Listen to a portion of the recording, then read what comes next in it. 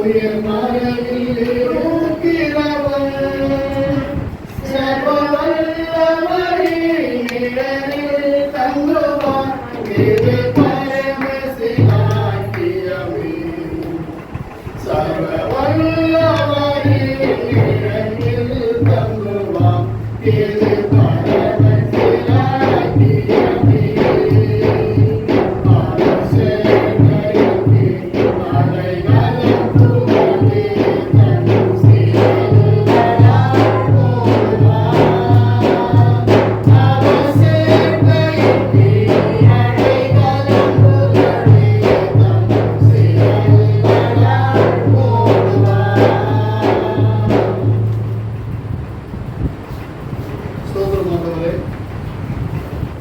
சத்தியத்தை சொந்தமாக்கிக் கொள்ள எங்களோடு இடைப்படும், எங்களோடு பேசும். உங்களுடைய வார்த்தைகள் எங்களுக்குள்ளும் கடந்து வர அன்றைய ஆவி ஆத்மா சரீரத்தை ஒருமுகப்படுத்தும். தடைகள் மாறட்டும், ஆசிரியர்கள் நடத்தும். புதிய வெகுமதியாக செலுத்துகிறேன். ஏசு கேட்கிறேன். நல்ல பிதாவே, ஆமென். நாமத்திற்கு மகிமை உண்டாகட்டும். இந்த வேளையில் கூட குடும்பங்களை ஆசீர்வதிக்கிறாங்க. ஆமென். இரண்டாவது, கீழ்ப்படியும் போது ஆசீர்வதிக்கிறார்.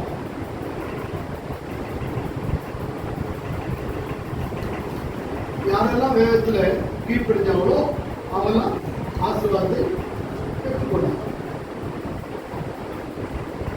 ஆண்டவர் சொல்றாரு, அதை தனக்கு சொந்தமாக்கி கொண்டு அதற்கு கீழ்ப்படியும் போது ஆசிரியர்களை சொந்தமாக்கி கொண்ட குடும்பம்.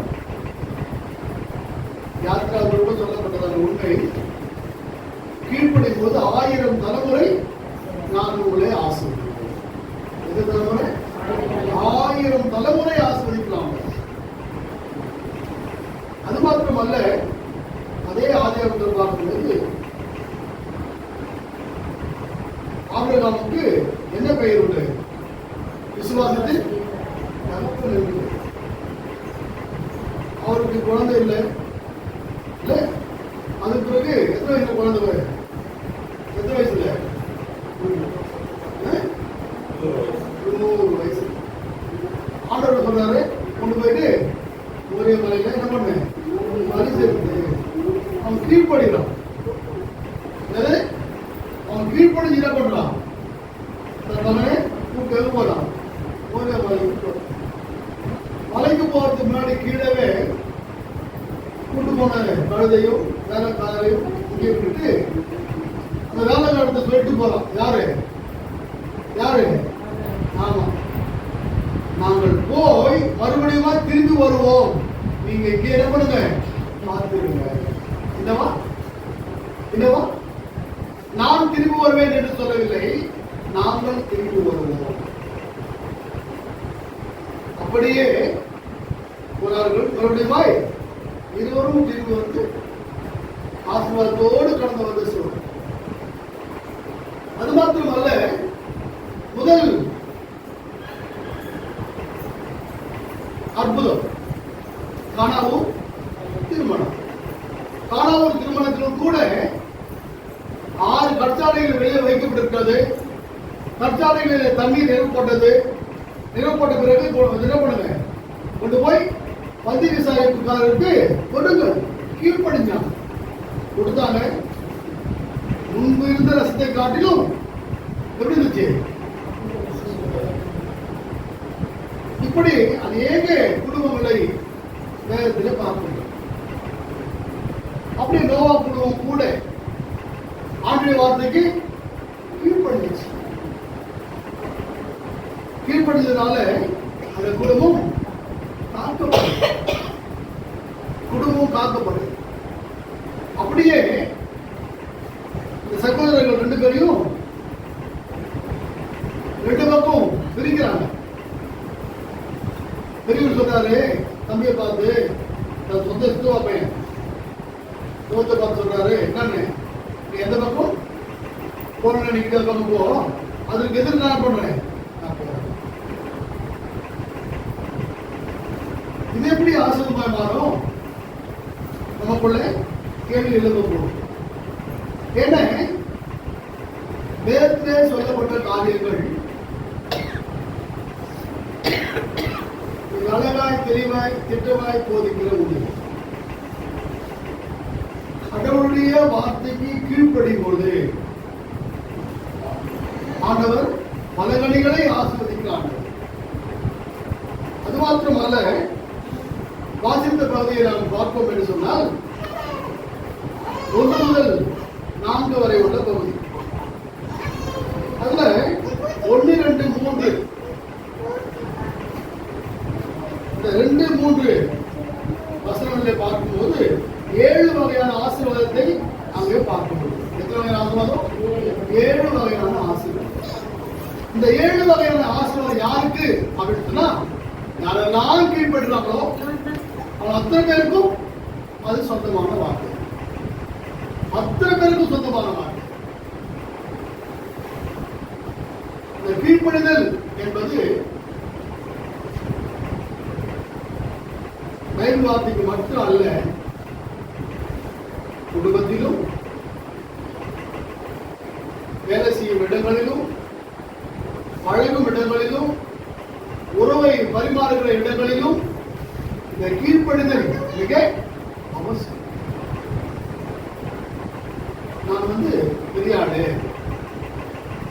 என்கிட்ட எல்லா அதிகாரமும் இருக்கு, நான் ஒரு ஸ்தலத்துல அமர்ந்திருக்கிறேன், எனக்கு அநேகர் வேலை செய்யறாங்க,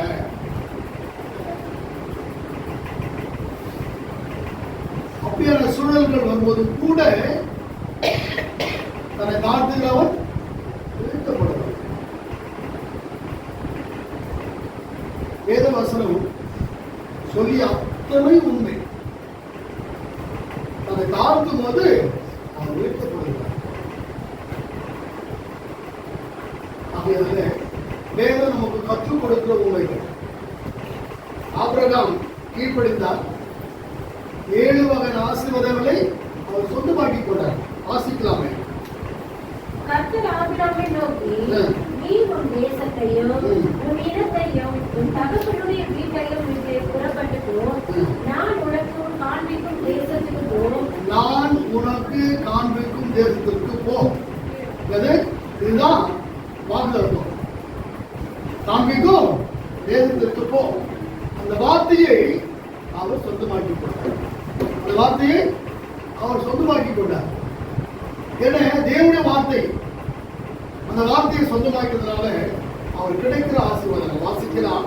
நான் உன்னை பெரிய ஜாதியாக்கி உன்னை ஆசீர்வதித்து உன் பேரை பெருமைப்படுத்தி நீ ஆசீர்வாதமாய் இருப்பாய். உன்னை ஆசீர்வதிக்கிறவர்களை ஆசீர்வதிப்பேன், உன்னை சபிக்கிறவனை சபிப்பேன்.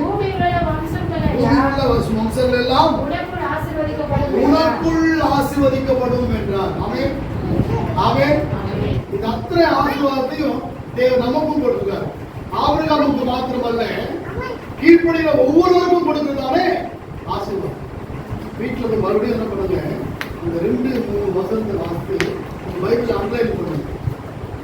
இது பைபிள்ல அண்டர்லைன் பண்ணுங்க. பண்ணிட்டு என்ன பண்ணுங்க, ஷோ பண்ணுங்க. ஆண்டவரே, இந்த ஆசீர்வாதம் என்கிட்ட இருக்கா? நாம உங்களுக்கு கீழ்ப்படிஞ்சு வாழ்றோம். நான் உங்களுக்கு கீழ்ப்படிஞ்சு வாழ்றோம். நாம என் குடும்பமும் கீழ்படுகிறோமா? என் குடும்பத்தின் பிள்ளைகளும் கீழ்படுகிறோமா? இந்த ஆசீர்வாதங்கள் எல்லாம் தனிப்பட்ட வாழ்விலும் குடும்ப வாழ்விலும் இருக்கா? நமக்கு நாமே கேள்வியும் பதிலுமா இருக்க வேண்டியது அவசியமாய் காணப்படுகிறது. 7 வகையான ஆசீர்வாதம். அது மாத்திரமல்ல, ஆரம்பத்தில் ஆபிரகாம் என்ற பெயர் அவருக்கு இல்லை. அவன பேரு ஆபிரகாம். இந்த பேர் அவருக்கு அவன் முதல் பெயர் மாற்றம் செய்யப்பட்டவர் யாருன்னா யாரு? வாசிக்கலாம். அதே ஆதியாகமம் 17:5 வாசிக்கலாம். இனிமேல் உன் பேர் ஆபிராம் எண்ணப்படாமல் நான் உன்னை திரளான ஜாதிகளுக்கு தகப்பனாக ஏற்படுத்தினபடியால் உன் பேர் ஆபிரகாம் எனப்படும். ஆபிராம் என்ற பெயர் ஆபிரகாம் என்று பெயர் தேவனால் நமக்கு மாற்றப்பட்டதாக இருக்கிறது. முதல் பெயரை மாற்றப்பட்டது வேதாகமத்தில். அதுக்கு அடுத்தபடி அவருக்கு துணையாய் கொடுக்கப்பட்ட அவங்க பேர் என்ன? சாரா இல்ல? அதற்கும் ஆதியாகமும் 12ஆம் அதிகாரத்துல வாசிக்கலாம். பின்னும் தேவன் ஆபிரகாமை நோக்கி உன் மனைவி சாராயை இனி சாரா என்று அழையாதிருப்பாயாக. சாரா என்பது அவளுக்கு பேராயிருக்கும் என்று சொல்லி பேர் மாற்றப்பட்டு சொல்லுவோம். ஆபிரகாம் என்று சொன்னால் உயர்வான தந்தை என்று சொல்லி அதற்கு பொருளாம். ஆபிரகாம் என்று சொன்னால் பிற மக்களின் தந்தை என்று சொல்லி யாருக்கும் ஒரு விசுவாசத்தின் தகப்பன் என்று பொருள். அதே போல சாராயை கூட ஆண்டவர் மாற்றினார் என்று பார்க்கிறோம். அது 1 பேதுரு புத்தகம் 3ஆம் அதிகாரம் 6ஆம் வசனத்தில் பார்க்கிறோம். 1 பேதுரு 3:6. அந்தபடியே சாராள் ஆபிரகாமை ஆண்டவன் என்று சொல்லி அவனுக்கு கீழ்ப்படிந்திருந்தாள். ஆண்டவனே என்று சொல்லி யாருக்கு கீழ்ப்படிந்தாங்களா? யாருக்கு? ஆபிரகாம் யாரு? அவருடைய புருஷன் கணவர் எல்லாம் தான். ஆனவன் அண்ணவனாக கீழ்ப்படிந்தான். அது மட்டுமல்ல, கீழ்ப்பழுதி தங்களை அலங்கரித்துக் கொண்டார்கள் என்று சொல்லி வேதத்தில் சொல்லப்படுகிறது. யாருக்கு கீழ்ப்பழுதி? தங்கள் புருஷர்களுக்கு கீழ்ப்பழுதி தங்களை அலங்கரித்துக் கொண்டார்கள். அதை எபிரேயர் 11:12 வாசிக்கும் பொழுது விசுவாசத்தினாலே சாராளும் வாக்குத்தத்தம் பண்ணினவர் உண்மை உள்ளவர் எண்ணி கர்ப்பம் தரிக்க பலனடைந்து வயது சென்றவளாய் இருந்தும் பிள்ளை பெற்றார். வயது சென்றவளாய் இருந்த போதும் கூட பிள்ளை பெற்றார். அது கீழ்ப்படிதலின் ஆசீர்வாதம். கீழ்ப்படிதலின் ஆசீர்வாதம். இந்த ஆசீர்வாதங்கள் எல்லாம் நம்முடைய குடும்பத்தில் தனிப்பட்ட வாழ்விலே காணப்பட வேண்டும் என்று சொன்னால் கீழ்ப்படிதல் மிக மிக மிக மிக அவசியம். ஆரம்பம் யாருக்கு கீழ்ப்படினோம்? கடவுளுக்கு கீழ்ப்படினோம். அடுத்தது பெற்றோருக்கு கீழ்ப்படினோம். பெரியவனுக்கு கீழ்ப்படினோம். வேலை செய்யும் இடங்களில் கீழ்ப்படிதல் காரியங்களை கற்றுக்கொள்ளணும். இல்லை ஏன்னா நம்மளை அவங்க பார்க்கும்போது அவங்கள்ட்ட பேசும் பொழுது அவங்களுக்கு என்ன உருவாகணும்? மனசுல என்ன உருவாகணும்? ஓ இந்த பொண்ணா அது திமிரு பிடிச்சி கொடுப்பாது. இப்போ அந்த பையனா அவங்க இப்படியே பேசிப்பாங்க. அவன் இப்படி பேசக்கூடாதபடிக்கு எப்படி பேசணும்? அவங்க பேசுவாங்க. அவங்க கிட்ட ஒரு பணிவு இருக்கும், ஒரு அன்பு இருக்கும். அவங்க பேசும்போது அவங்க கிட்ட என்ன பார்க்கலாம்? ஆமா, அந்த வார்த்தையிலே ஒரு கீழ்ப்படுதலையும் நம்ம இடத்துல பேசுற அன்பின் வெளிப்பாட்டையும் பார்க்க முடியும். யார் சொல்லணும்? நம்ம இடத்துல பழகிறவங்க, நம்ம இடத்துல பேசுறவங்க, நம்மோடு வேலை செய்யறவங்க நம்ம பார்த்து சொல்லணும். இதுதான் சாட்சி. கலாத்தியர் 3ஆம் அதிகாரம் 4 வாசிக்கலாம்.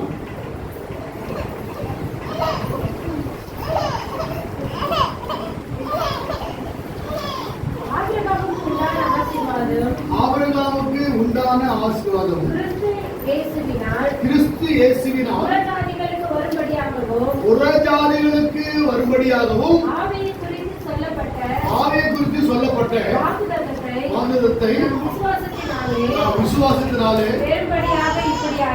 பெரும்படியாக இப்படி ஆயிற்று.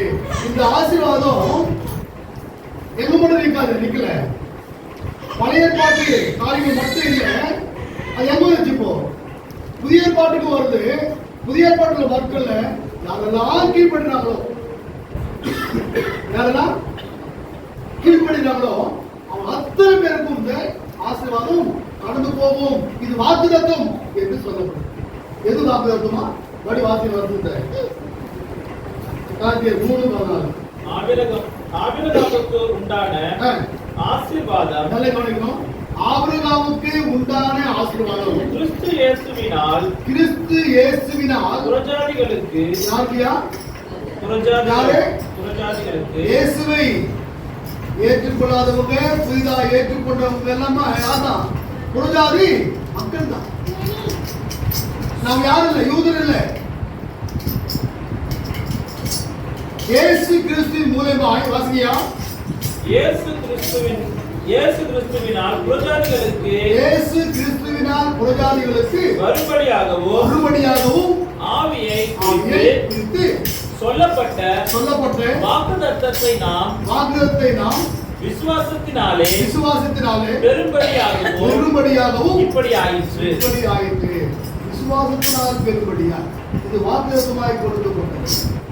இது வாக்குத்தத்தமாய் கொடுக்கப்பட்ட ஒன்று. இந்த வாக்குத்தத்தை நாம் நமக்கு சொந்தமாக்கிக் கொள்ளப்பட வேண்டியது மிக அவசியமாக காணப்படுகிற ஒன்று. என்ன வாக்குத்தத்தம்? கீழ்ப்படியும் போது கொடுக்கப்படுகிற 7 வகையான ஆசை. அது அங்கே நின்று போகாதபடி இயேசுவோடும் பரிசுத்த ஆவியோடும் நமக்கு அருளப்படுகிற வாக்குத்தத்தமுள்ள ஆசீர்வாதம். இந்த ஆசீர்வாதத்தை சொந்தமாக்கிக் கொள்வோம். அவருடைய பிள்ளையாய் வாழ்வோம். அவர் நம்முடைய குடும்பங்களையும் கொடாய் கொடியாய் ஆசீர்வதிப்பாராக. ஆமென்.